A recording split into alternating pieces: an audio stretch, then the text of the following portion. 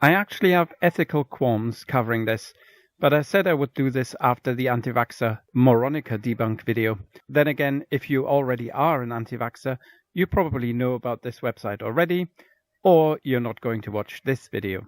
So what I've decided to do is to discuss literally just the front page and point out the problems with it. If that spurs me on to click on something else on this website, I will follow this up. But as usual, I will just go by what they say themselves, about themselves, and add a few thoughts in. Intro, please.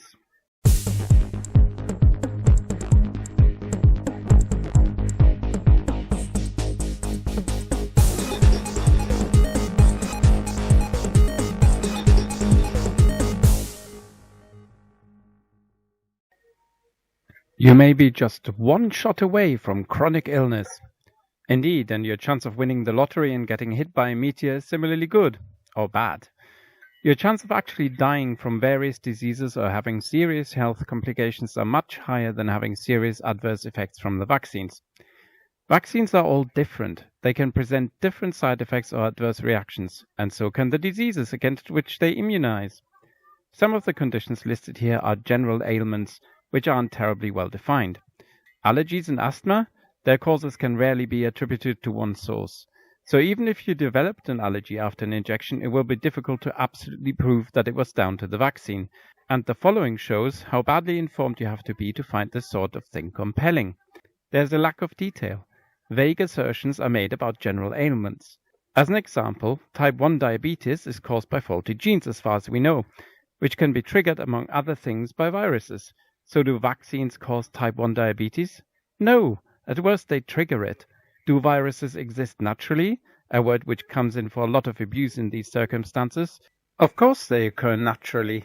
So if you have the disposition for type 1 diabetes, you're likely to develop it and need treatment for it. Sometimes the side effects of a treatment are worse than the disease, and sometimes they are tolerable. Arthritis and lupus are not completely understood, and the treatment for some of these are carefully weighed against their side effects.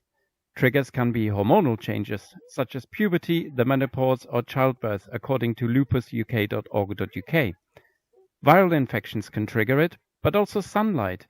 You know what's not there? Vaccines. And before you think, aha, but vaccines contain viruses, if there was a clear-cut connection, it would be on the site. And even with triggers that they are fairly certain about, they still mention differing environmental conditions. Now to me that says, there are triggers which are none of the above and can't be pinpointed. There is clearly a genetic disposition to it, similarly to cancer. But all of this is just feeding the monster. A good comparison is this. Do you wear a seatbelt when you go on a car journey? Yes? Why? Sometimes seatbelts increase the risk of death. Did you know that? No? Well, isn't it time you take action now? Because you know sometimes the unbuckled passengers are thrown clear of the wreckage in the crash and survive without many injuries at all. Not convinced? Good. You shouldn't be. And you know what the most insidious point of all of this is? The people who vaccinate their children protect everyone, and it actually means that outbreaks tend to be quite small. While wearing a seatbelt is mainly good for you, vaccinations are mainly beneficial to society. If there were no people in society with which you interact, you wouldn't need to vaccinate. Vaccinations means that you have a chance to become immune and defend other unvaccinated people against the disease. Because unlike the usual propaganda, people aren't forced to vaccinate. There is no vaccination police. There are exemptions for all sorts of reasons, and some people can't be immunized for health reasons. Yes, we realize that vaccinations aren't risk-free. They aren't harmless, but they are in the vast majority of cases beneficial. But as I said, not necessarily to you or you alone, but to society.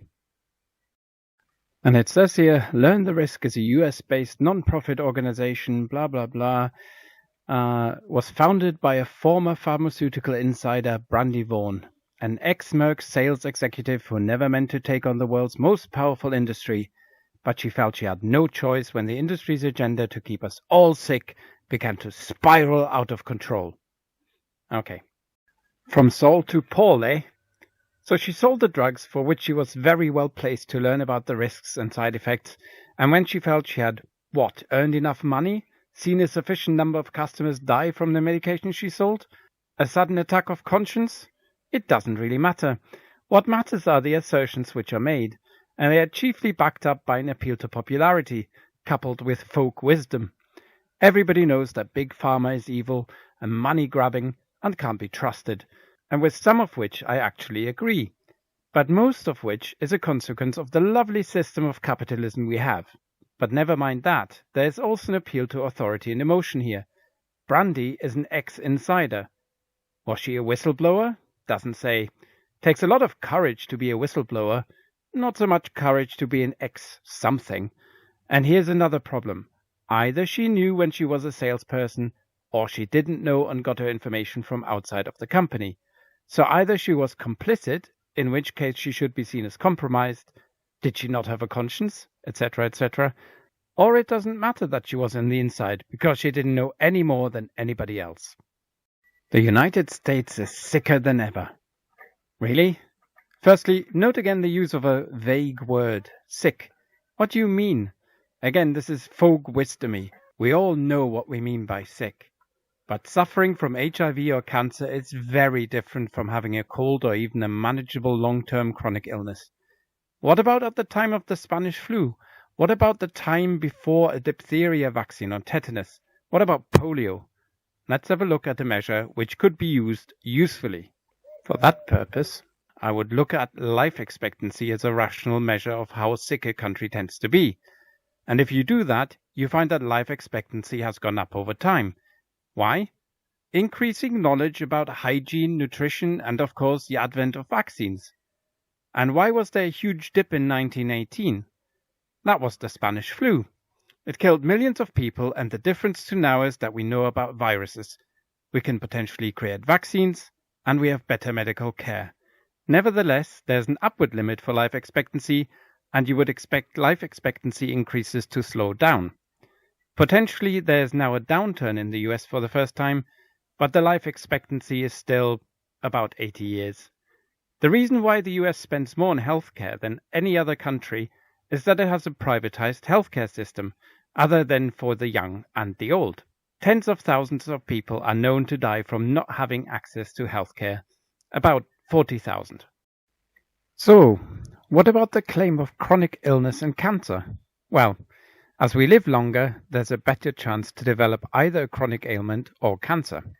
Cancer risk is, of course, influenced by many other factors, and this article highlights some of those. But it does show a correlation with age. So as we get older in general, more of us will develop cancer, chronic diseases, and so forth. Many people died around 1900 before they had a chance to develop Alzheimer's or cancer. Many children died of what we now look at as rare diseases and, thanks to vaccines mostly preventable. In mumps, encephalitis occurs at 0.5% with an associated mortality of 1.4%, which means that roughly 1 in 70,000 people would die. Not a lot, right? In the US, that would mean 4,685 dead and 1.64 million with neurological damage ranging from blindness to severe brain damage. While the chances of you dying from all vaccines combined is much lower. If you take the amount of cases compensated, here's a sobering statistic. About one person was compensated for every 1 million doses of vaccines administered. These are people who had a claim, i.e. where it was somewhat likely that they were injured by vaccination. But note also the above statements. Negotiated settlements are about 70% of all cases. And then, the reasons for the injury doesn't have to be vaccines, but for various reasons the case is settled. The potential sufferers are given the benefit of the doubt. What compensation do you get if you suffer neurological problems from the encephalitis, which occurs comparatively quite frequently with mumps? Measles kills 15% of people, with 25% suffering neurological damage, and measles occurs as a childhood disease. This video is already longer than I wanted, so I'm now going to just point out some flaws and not make a meal of it. A 2016 report from Johns Hopkins School of Medicine shows that medical errors in hospitals and other healthcare facilities are incredibly common and may now be the third leading cause of death in the United States, claiming 251,000 lives every year, more than respiratory disease, accident, stroke, and Alzheimer's. This sounds terrible, and it is meant to. How many lives are prolonged by medical treatment? The fact that we are aware of these accidents, and mostly that's what these are, means we can fix situations where they occur. That's right, medical errors are accidents. Unless you believe they aren't, in which case are you saying medical professionals intend to cause harm? It is also far from certain that some of these deaths would not have occurred had they only not had medical treatment. For example, if a heart surgeon makes a mistake, or the anaesthetist, you might still have died of not having had the operation. So your statistic is meaningless. Also, as said, 40,000 people a year die from no health insurance. And I can put that in context, unlike Learn the Risk. 46 million US Americans had no insurance. 40,000 died as a direct result. The population of the US is 328 million. That means that without health insurance, around 286,000 US Americans would die, and they would still have had access to emergency care. But the gravest flaw is here. Conflation. Yes, vaccines and medical treatment and prescription drugs are three entirely separate fields of medicine. But sure, let's lump them in together to highlight how awful modern medical care is. Moreover, a 2014 study found that prescription drugs are now the fourth leading cause of death in the US. The Harvard study reported 2.74 million serious adverse drug reactions per year come from properly prescribed drugs, and about 106,000 people die every year from drugs prescribed to them. Yep, and this is where I am most on the side of this argument. But here's the danger. Dodgy people with bad arguments, let's call them for example, acquire knowledge about definite article popular board game, say something reasonable, and then rope you into other more stupid parts of their spiel. As an example, right-wing groups often post something like this on Facebook. This guy beat a puppy. Don't beat the puppy. Click here if you agree that puppies should not be beaten. And in a while you get more posts from them. Maybe about dirty foreigners stealing jobs while simultaneously sponging off welfare. Again, out of context, your numbers are worth bupkis. And as I said, sometimes the side effects or adverse effects are worth it. I had pneumonia. I was on high-strength antibiotics. I survived, but got diarrhea. Was that a side effect? Absolutely. Was it worth it not dying or even just recovering more quickly? Absolutely. And here's the other thing. They try to sell it as a conspiracy to make you into the pharma company's slaves. But the information is there. Even Learn the Risk could find it. And the fact that the medical profession is concerned that this happens should also tell you something about their intention. It's like blaming schools and teachers for intentionally not teaching X% of the population not to read or write. Let's do a thought experiment. Let's say that the secret to a very long life has been found. Let's say it comes in the form of a pill, which eventually will kill you peacefully in your sleep. But with that pill, on average, people live to their 200th birthday in fairly good health. Would you not take that pill? Would you be angry that you were in apparently good health, at least better than without the pill when you finally died? This is what medication and medical treatment can do. Improve severe symptoms at the cost of side effects. It aims to extend life while improving the quality of life. Sometimes, of course, it all goes a bit wrong. But next time you visit your GP or doctor, ask them why they went into medicine and why they put up with long working hours and stress. Most will tell you that it's to help people. Only a cynic would assume anything different. And that's what you have with Learn the Risk. A pathological distrust of anything medical, although they believe doctors when they soul search and fault find in order to improve healthcare provision. Of course, they don't believe the last bit. It's, to use one of their favorite words, toxic. What came through for me is projection. A great many things which they accuse others of, they clearly have in mind. Creating returning customers, selling treatments and supplements, and so forth. In addition to pharmaceutical drugs and medical error, vaccines are put into the mix. Vaccines do not create immunity, they create customers. It's the best business model in the world. It keeps people coming back for more. Forever. This is a fallacy we call bollocks. Vaccines can create immunity, and this can be measured by antibodies in your blood. It doesn't keep you coming back unless, and blame your body for this, you need a booster. Measles vaccines last a lifetime, for example.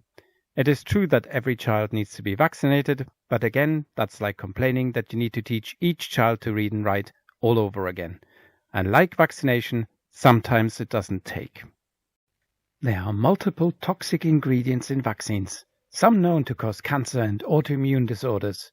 These toxins create health issues that in turn create customers.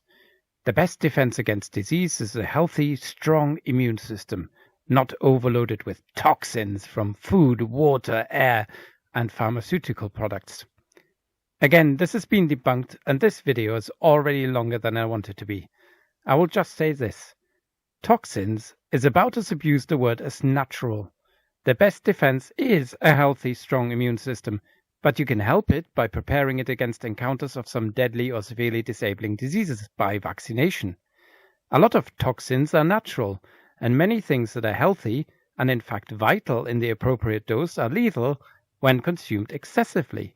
Hence you should not eat polar bear liver. And good luck with clean potable water without water treatment, and good luck without using these awful chemicals like, chlorine. Again, food is potentially full of natural toxins or poisons, such as the infamous pufferfish, but also simple things like kidney beans, and even my favorite legume, the lentil, has anti-nutrients in it. Yep, I don't know either. The thing that irks me most is, however, that they value influence over anything else. Will they tell you that the first smallpox vaccine was in fact another naturally occurring virus discovered by Dr. Jenner in the UK? Although other countries have similar stories. No, of course not. Do they attempt to frighten you? Yes. Still not the worst thing in my opinion. Do they pretend you can learn something here? Of course. Is it that they don't have actual science to back any of this up? Almost the most annoying thing. But the most annoying thing is their conflation.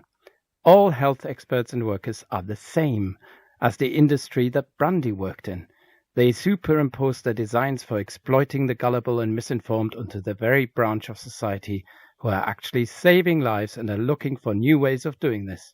At the same time, they benefit from herd immunity, as long as they are in a minority, of course, and from sanitation and healthcare, which they still use when the poop hits the ventilation unit.